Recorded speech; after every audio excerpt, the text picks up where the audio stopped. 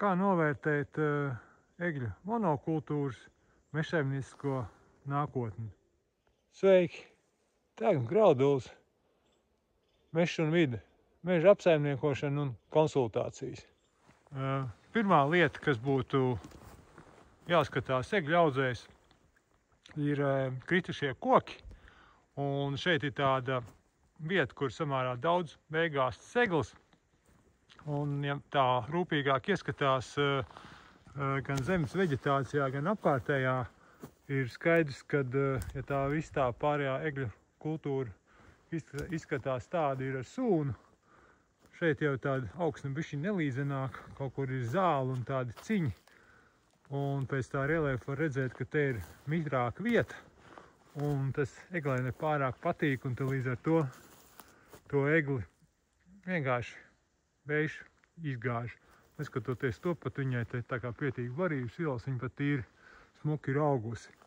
Un droši vien tā nākotne te varētu būt izcirst nelielu atvērumu un iestādīt melnaugsni, kas šai vietai būtu vairāk piemērots, un arī vējš viņu negāz šeit laukā. Otrā lieta, uz ko būtu jāskatās egļu audzējs, ir cik daudz no vainaga aizņem zaļie zari no stumbra.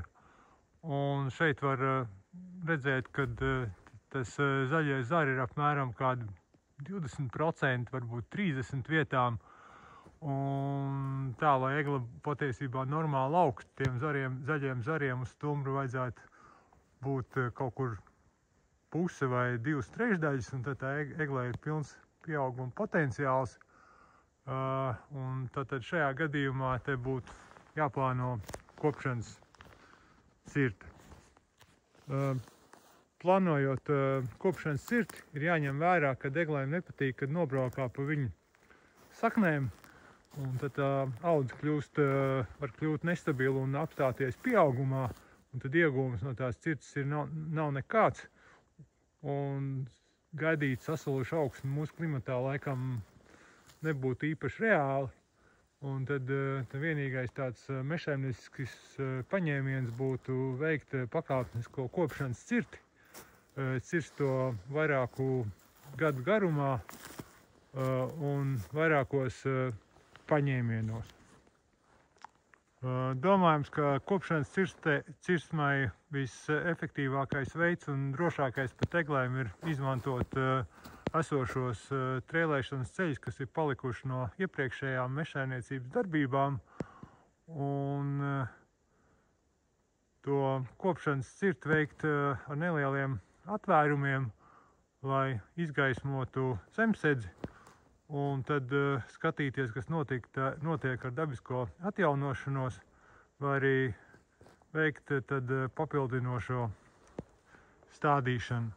Tiem atvērumiem, lai te būtu kaut cik gaismas, viņiem pilnīgi pietikt, ja viņi ir kaut kādi apmēram 0,1–0,2 hektāri izmērā.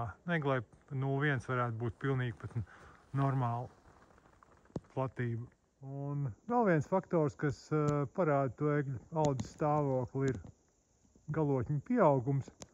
Ja viņš ir kaut kādi 20 centimetri, kā šajā gadījumā, vai 30, tad vēl tas pagaidām tā veselība un dzīvīgums tam eglēm ir samērā liels. Savukārt, ja mēs paskatāmies pieaugumu pat blakus citām eglēm, tad tur ir kaut kādi 10–15 centimetri, kas liecina par to, ka jau tas augšana eglei mazinās un arī krājas pieaugums ir samērā maziņš.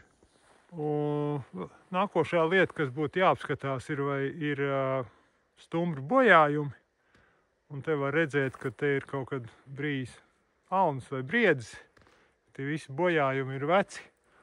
Un ir kaut kādas vietas, kas ir samērā daudz nograustas. Un tad, bet tā paskatoties uz kopējo audzi, tie koki samērā stumbri ir samērā veselīgi un nebojāti. Tas bija tāds ieskats, kā var viegli vizuāli novērtēt egļu audzi. Būtu jāskatās uz to, kādi vai ir izgāsti koki. Tāpat būtu jāskatās, cik daudz ir no zaļie zari no koku stumbra aizņem. Tur vajadzētu būt kaut kādi pusi vai 2/3. Tad ir jāpaskatās, kādas iespējas ir vispār kaut ko izcirst, izvest, ja tas ir nepieciešams. Jāpaskatās, kāds ir stumbru kvalitāte, vai tur nav meža zvēru bojājumi. Tāpat vajadzētu apskatīties, vai kaut kur nav ieperinājis izgrauzes. Šajā audzē viņš nav, un līdz ar to nav ko parādīt. Un vēl viens, kas parāda to egļu vitalitāti, ir galotnes pieaugums. Ja viņš ir kaut kādi 20–30 centimetri, tad ir ļoti labi. Bet reizēm, kad tās eglis ir izaugušas, tad ir kaut kādi 5–10 centimetri, tas liecina, ka tas pieaugums ir ļoti maziņš, un tā audze varbūt ir izaugusi, vai tas koks ir izaudzis.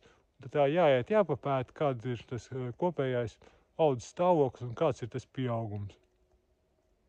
Paldies, ka skatieties! Ja patīk šis video, tad spiežat laiku. Varat pieteikties arī uz konsultāciju.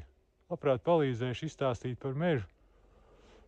Meža kopšanu, dabai tuvu mežsaimniecību, Kuldīgas vai Saldus novados un kaut kur pieguļošos novados arī. Paldies! Tā, tiekamies mežā!